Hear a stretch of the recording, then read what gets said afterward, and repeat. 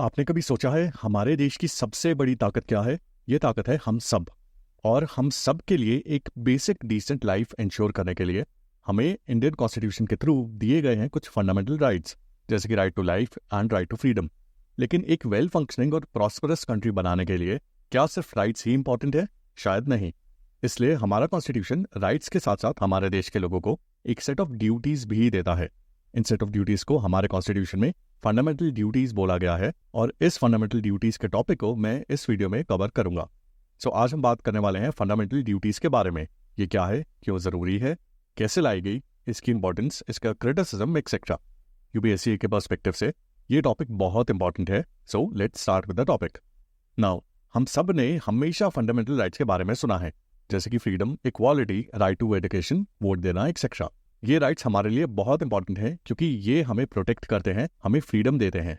लेकिन क्या हमने कभी ये सोचा है कि सिर्फ राइट्स ही काफी होते हैं? अगर सिर्फ राइट्स ही मिले और सिटीजन्स को कोई ड्यूटी या रिस्पॉन्सिबिलिटीज टुवर्ड्स अदर सिटीजन्स या फिर टुवर्ड्स द सोसाइटी या फिर टुवर्ड्स द कंट्री ना हो, तो हमारी सोसाइटी कैसे चलती? यहाँ ऐसे केस में हमें कुछ हद तक एनार्की वाली सिचुएशन देखने को मिलती, जहाँ हर इंडिविजुअल वो कर रहा है जो उसके इंडिविजुअल इंटरेस्ट के लिए बेस्ट है, without thinking about other individuals और द सोसाइटी। इसलिए फंडामेंटल ड्यूटीज का कंसेप्ट लाया गया, जिसके अकॉर्डिंग राइट्स के साथ साथ हर सिटीजन पर कुछ रिस्पॉन्सिबिलिटीज भी हैं जो उन्हें निभानी चाहिए, ताकि हमारी सोसाइटी एक ऑर्गेनाइज्ड, डिसिप्लिन्ड और रिस्पॉन्सिबल सोसाइटी बन सके। ये ड्यूटीज एक इंडिविजुअल के ऊपर सिर्फ लीगल रिस्पॉन्सिबिलिटीज नहीं डालती, ये एक तरह से सिटीजन की मॉरल और एथिकल जिम्मेदारियां भी डिफाइन करती है। हमारे कॉन्स्टिट्यूशन में ये फंडामेंटल ड्यूटीज हमें याद दिलाती हैं कि आपके राइट्स के साथ साथ आपकी कुछ ड्यूटीज भी है अपनी फैमिली, सोसाइटी, कंट्री और नेचर के टुवर्ड्स। और हमारे लिए ये जरूरी है कि हम अपनी इन ड्यूटीज को समझें, क्योंकि अगर हम अपनी ड्यूटीज को नहीं समझेंगे तो जो राइट्स हमें दिए गए हैं इनका मिसयूज हो सकता है, जो अल्टीमेटली देश के लिए नुकसानदायक होगा। फॉर एग्जाम्पल, वोट देना आपका राइट है, लेकिन वोट देना राइट के साथ साथ आपकी ड्यूटी भी है, ताकि डेमोक्रेसी सही तरीके से चल सके। वरना अगर लोग इलेक्शंस की एक्टिविटी में पार्टिसिपेट नहीं करेंगे तो देश की डेमोक्रेसी वीक पड़ सकती है।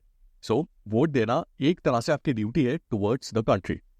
अब फंडामेंटल ड्यूटीज का कंसेप्ट क्यों और कैसे पैदा हुआ? इंडिया का कॉन्स्टिट्यूशन जब बन रहा था तो सिर्फ फंडामेंटल राइट्स को कॉन्स्टिट्यूशन में इंक्लूड किया गया था। ये फंडामेंटल राइट्स सिटीजन को फ्रीडम और प्रोटेक्शन दे रहे हैं against unfair treatment by the government and the society. लेकिन जब कॉन्स्टिट्यूशन बन रहा था उस टाइम पर सिटीजन्स की ड्यूटीज को कॉन्स्टिट्यूशन में एक्सप्लिसिटली नहीं मेंशन किया गया था, क्योंकि जो मेन फोकस था हमारे कॉन्स्टिट्यूशन मेकर्स का वो सिटीजन के राइट्स के ऊपर था। लेकिन बाद में देश में जब ये एक्सपीरियंस हुआ कि अगर सिर्फ सिटीजन्स के राइट्स ही प्रेजेंट हो और उनका पॉसिबल मिसयूज हो, तब सोसाइटी में डिसिप्लिन, रिस्पेक्ट और सोशल हार्मनी जैसे ट्रेट्स लाना डिफिकल्ट हो जाता है।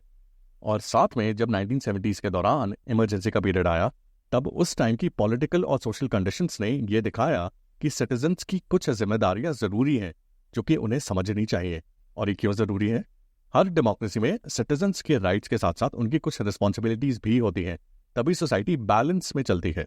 अगर लोग सिर्फ अपने राइट्स को समझे और अपनी ड्यूटीज को इग्नोर करें तो सोसाइटी में टेंशन, क्राइम और लॉ एंड ऑर्डर की प्रॉब्लम्स पैदा हो सकती है। इसलिए ये डिसीजन लिया गया कि सिटीजन्स के लिए कुछ फंडामेंटल ड्यूटीज डिफाइन करी जाए, ताकि लोगों को उनकी रिस्पॉन्सिबिलिटीज के बारे में अवेयर किया जा सके और एक डिसिप्लिन सोसाइटी बनाई जा सके। अब देखते हैं दो कमेटीज जो कि रिलेटेड हैं फंडामेंटल ड्यूटीज से। इनमें से पहली है स्वर्ण सिंह कमेटी ऑफ 1976। इमरजेंसी के दौरान इंदिरा गांधी गवर्नमेंट ने एक कमेटी बनाई थी जिसका नाम था स्वर्ण सिंह कमेटी। इस कमेटी का काम था कि वो इंडियन कॉन्स्टिट्यूशन में फंडामेंटल ड्यूटीज के रिगार्डिंग अपनी रिकमेंडेशंस थे कि फंडामेंटल ड्यूटीज को ऐड करना चाहिए या नहीं, और अगर ऐड करना चाहिए तो कौन कौन सी फंडामेंटल ड्यूटीज हमारे कॉन्स्टिट्यूशन के थ्रू सिटीजन्स को दी जानी चाहिए। ये कमेटी फंडामेंटल ड्यूटीज ऐड करने के फेवर में थी और इस कमेटी ने अपनी रिपोर्ट में 8 मेजर ड्यूटीज रिकमेंड करी थी। और ये 8 मेजर ड्यूटीज हैं: कॉन्स्टिट्यूशन को रिस्पेक्ट करना, नेशनल सिंबल्स का सम्मान करना, इसमें आते हैं national flag, national anthem etcetera, देश की सोवरेनिटी का प्रोटेक्शन, पब्लिक प्रॉपर्टी की सेफ्टी, देश की प्रोटेक्शन में मदद करना, देश में हार्मनी और ब्रदरहुड को प्रमोट करना, साइंटिफिक टेम्पर और ह्यूमैनिज्म को डेवलप करना और एनवायरनमेंट की रक्षा करना। इन सब ड्यूटीज को हमारी गवर्नमेंट ने एक्सेप्ट किया और इन्हें फंडामेंटल ड्यूटीज का पार्ट बनाया। लेकिन इस कमेटी ने कुछ और ड्यूटीज भी रिकमेंड करी थी जिन्हें हमारी फंडामेंटल ड्यूटीज का पार्ट नहीं बनाया गया था। इनमें आती है टैक्स देना और फैमिली प्लानिंग जैसी ड्यूटीज। इस कमेटी के बाद फंडामेंटल ड्यूटीज को हमारे कॉन्स्टिट्यूशन में 42nd कॉन्स्टिट्यूशनल अमेंडमेंट एक्ट के थ्रू ऐड किया गया।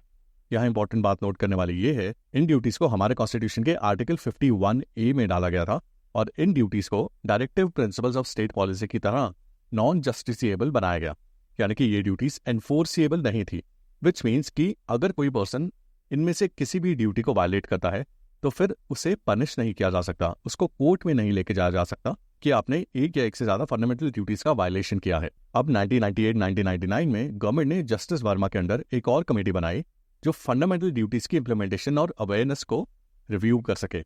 इस कमेटी ने यह ऑब्जर्व किया कि मेजॉरिटी सिटीजन्स या तो ड्यूटी से अनजान है, यानी कि उन्हें ड्यूटीज के बारे में बिल्कुल भी पता नहीं, या फिर अगर पता है तो फिर इनको सीरियसली नहीं लेते। उन्होंने रिकमेंड किया कि एजुकेशन सिस्टम में ड्यूटीज पर ज्यादा फोकस हो, अवेयरनेस कैंपेन्स हो और सिटीजन्स को उनकी मॉरल रिस्पॉन्सिबिलिटी समझाई जा सके। One more important thing to note is कि ये सिटीजन्स को ड्यूटीज प्रोवाइड करने का जो आइडिया है ये मेनली सोशलिस्ट कंट्रीज जैसे कि यूएसएसआर में प्रेजेंट होता है, और वहीं सिटीजन्स को राइट्स प्रोवाइड करने का जो आइडिया है वो हमें डेमोक्रेसीज में देखने को मिलता है। और इंडिया में जो फंडामेंटल आइडियोलॉजी है वो है डेमोक्रेटिक सोशलिज्म की। सो इंडिया में हमें दोनों राइट्स और ड्यूटीज देखने को मिलती हैं। राइट्स हमारे कॉन्स्टिट्यूशन में स्टार्टिंग से ही प्रेजेंट थे और ड्यूटीज के आइडिया को सोवियत यूनियन से लिया गया था और हमारे कॉन्स्टिट्यूशन में 42nd कॉन्स्टिट्यूशनल अमेंडमेंट एक्ट के थ्रू लाया गया था। अब देखते हैं हमारे कॉन्स्टिट्यूशन में मेंशन्ड फंडामेंटल ड्यूटीज को। हमारे कॉन्स्टिट्यूशन के आर्टिकल 51A में टोटल 11 फंडामेंटल ड्यूटीज है। इनको डिटेल में विद एग्जाम्पल समझते हैं। इनमें से पहली ड्यूटी है to abide by the constitution and respect its ideals and institutions, the national flag and the national anthem. देश का कॉन्स्टिट्यूशन हमारा सुप्रीम लॉ है, इसको रिस्पेक्ट करना सबका फर्ज है, सबकी ड्यूटी है। नेशनल फ्लैग और नेशनल एंथम हमारी नेशनल आइडेंटिटीज हैं और इनका सम्मान करना जरूरी है। अगर इसके एग्जाम्पल में देखें तो नेशनल एंथम बजते वक्त खड़े होना या फिर नेशनल फ्लैग के टूवर्ड्स रिस्पेक्ट दिखाना एक्सेट्रा, ये सब अगर हम करें तो हम इस ड्यूटी को फुलफिल कर रहे हैं। नेक्स्ट ड्यूटी है to cherish and follow the noble ideas which inspired our national struggle for freedom. हमारे जो फ्रीडम फाइटर्स थे उनके आइडियल्स जैसे गांधी जी का नॉन वायलेंस और ट्रूथ का पाथ, ऐसे आइडल्स का रिस्पेक्ट करना और अपनी जिंदगी में उन्हें फॉलो करना। फॉर एग्जाम्पल गांधी जयंती पे क्लीनलीनेस ड्राइव में पार्टिसिपेट करना, फ्रीडम फाइटर्स के सैक्रिफाइसेस को याद रखना एक्सेट्रा। नेक्स्ट ड्यूटी है to uphold and protect the sovereignty, unity and integrity of India. हमारे देश की सोवरेनिटी का मतलब कि हमारा देश इंडिपेंडेंट है और हमारे देश के पास अपने डिसीजंस खुद से लेने का राइट है। यूनिटी का मतलब देश के लोग एक साथ हैं और इंटेग्रिटी का मतलब देश पूरा एक है, देश के कोई टुकड़े नहीं है। और हर सिटीजन पर जिम्मेदारी है कि वो हमारे देश की यूनिटी, सोवरेनिटी और इंटेग्रिटी को स्ट्रेंथन करे और प्रोटेक्ट करे। फॉर एग्जाम्पल कोई सिटीजन कम्युनल या कास्ट बेस्ड हेट्रेड ना फैलाए जिससे हमारे देश की यूनिटी और इंटेग्रिटी हार्म हो सकती है। नाउ नेक्स्ट ड्यूटी है to defend the country and render national service when called upon to do so. देश की रक्षा करना हम सबका फर्ज है और कल को अगर हमारे देश को जरूरत पड़ी तो सिटीजन्स को अपना कॉन्ट्रीब्यूशन देना देश के डिफेंस में। For example disaster relief campaigns में हिस्सा लेना, सिटीजन डिफेंस में वॉलंटियर करना एक्सेट्रा। नेक्स्ट ड्यूटी है to promote harmony and the spirit of common brotherhood amongst all the people of India and to renounce practices which are derogatory to the dignity of women. यानी कि देश में हर religion, language, reason के लोग हैं, इन सबके बीच प्यार और भाईचारा प्रमोट करना हम सिटीजन्स की ड्यूटी है और साथ ही में अपने एक्शंस के थ्रू वुमेन की डिग्निटी को भी अपहोल्ड करना हमारी ड्यूटी है। For example gender discrimination, dowry, harassment जैसे एक्शंस को अवॉइड करना। नेक्स्ट ड्यूटी है to value and preserve the rich heritage of our composite culture. हमारे देश का कल्चर बहुत डाइवर्स है, इस हार्मनी और हेरिटेज को प्रिजर्व करना हर सिटीजन का फर्ज है। और ये कैसे होगा? For example local fairs attend करना, हिस्टोरिकल मॉन्यूमेंट्स का ध्यान रखना एक्सेट्रा। नेक्स्ट ड्यूटी है to protect and improve the natural environment including forest, lakes, rivers and wild life and to have compassion for living creatures. Environment को बचाना हमारी duty है। पेड़ लगाना, प्लास्टिक कम यूज करना और वाइल्ड लाइफ की केयर करना जैसी एक्टिविटीज इसमें इंक्लूडेड है। नेक्स्ट ड्यूटी है to develop the scientific temper, humanism and spirit of inquiry and reform. Scientific temperament का मतलब होता है लॉजिक और रीजनिंग के बेसिस पर अपनी थिंकिंग डेवलप करना और ना ही सुपरस्टिशन के बेसिस पर, यानी कि अपनी जिंदगी को रैशनैलिटी के बेसिस पर जीना। और ह्यूमैनिज्म का मतलब है इंसान की वैल्यू, रिस्पेक्ट और वेलबींग को सबसे ऊपर रखना, चाहे कोई भी धर्म या फिर विचार हो। जैसे कि अगर तुम अपने नेबर की हेल्प सिर्फ इसलिए करते हो क्योंकि वो एक इंसान है, चाहे वो किसी भी कास्ट का हो, किसी भी रिलीजन का हो, किसी भी कंट्री का हो। इस ड्यूटी के अंदर एग्जाम्पल्स में आते हैं मिथ्स को ब्लाइंडली फॉलो ना करना, नई टेक्नोलॉजी सीखना, पढ़ाई में क्यूरियोसिटी दिखाना एक्सेट्रा। नेक्स्ट ड्यूटी है to safeguard public property and to abjure violence.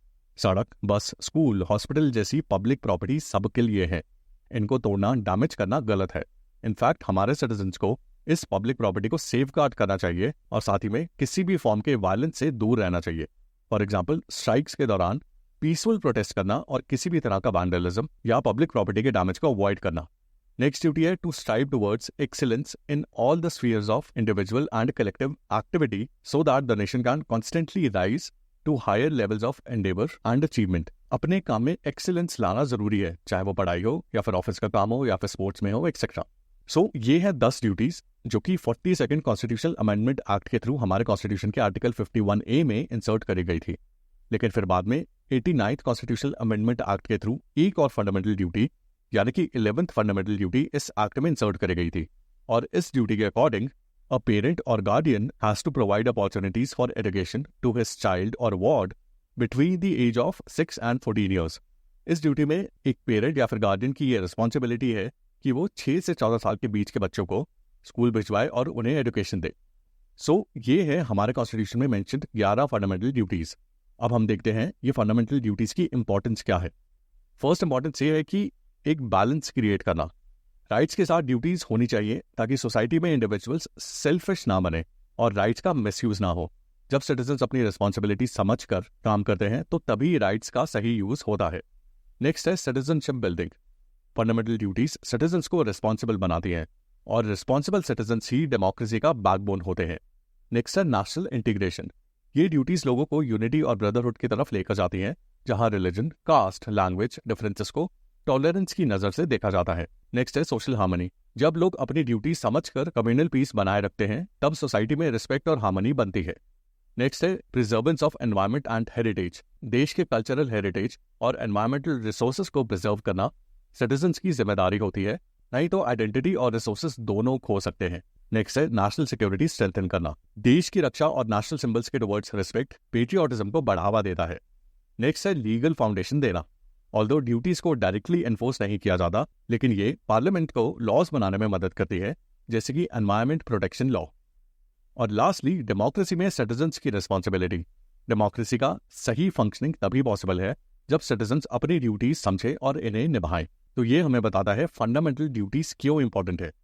अब इंटरेस्टिंग चीज ये है कि इमरजेंसी के टाइम पर 42nd कॉन्स्टिट्यूशनल अमेंडमेंट एक्ट लाकर हमारे कॉन्स्टिट्यूशन में बहुत सारे चेंजेस लाए गए, इंक्लूडिंग ये फंडामेंटल ड्यूटीज का सेक्शन ऐड करना। और ये जो चेंजेस लाए गए थे इनमें से कई सारे चेंजेस को वापस से रिवर्स कर दिया गया था इमरजेंसी खत्म होने के बाद 44th कॉन्स्टिट्यूशनल अमेंडमेंट एक्ट के थ्रू। लेकिन फंडामेंटल ड्यूटीज को एज इट इज रहने दिया गया था और इसके कुछ रीजंस हैं जो कि फंडामेंटल ड्यूटीज की इंपॉर्टेंस को हाईलाइट करते हैं। 44th अमेंडमेंट एक्ट 1978 इमरजेंसी के नेगेटिव इफेक्ट्स को दूर करने के लिए बनाया गया था, जिसमें कुछ फंडामेंटल राइट्स को रिस्टोर किया गया था या मॉडिफाई किया गया था। लेकिन फंडामेंटल ड्यूटीज को हटाया नहीं गया था क्योंकि ये ड्यूटीज डिसिप्लिन और मोरालिटी को प्रमोट करती हैं, जो डेमोक्रेसी के लिए जरूरी है।